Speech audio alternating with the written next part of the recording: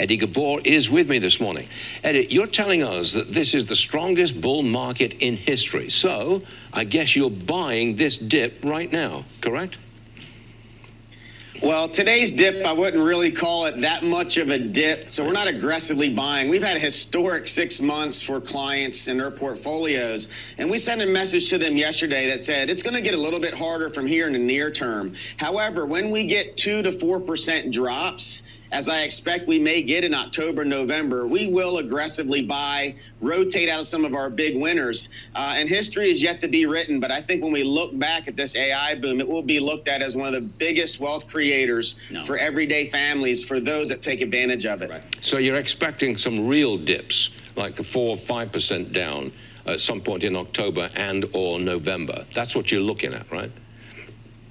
I am. I mean, we are overextended here short term. We're thankful for this big boom we've had, but we're realistic in regards to where we are right now. And I think we're going to see the VIX start to spike up in volatility as we go to October, November. But this is very short term, and it's nothing more than an opportunity for those that either missed it or those that want to rotate into other areas, because we think, regardless of the dip, that markets will be much higher when we look into the end of the first quarter of next year.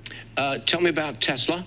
That stock was up 35% just in the month of September. And you think this run's just getting started. So you've got to tell us, where are we going with Tesla stock?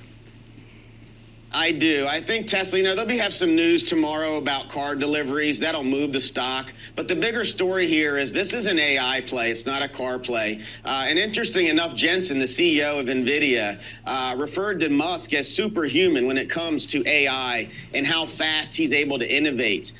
So that's a lot of credibility there. And so I think this stock for our clients, we've told them we expect it to be $500 a share by year end, maybe even sooner. But when we look at the first quarter, as long as this AI continues this play, I don't see why it's not easily at 600 by the time we get to the end of March of next year. Last one, you've got a minute left before the market opens. I have to ask you, we're a downside move today. It's not a huge sell-up by any means, but is that caused by the government shutdown?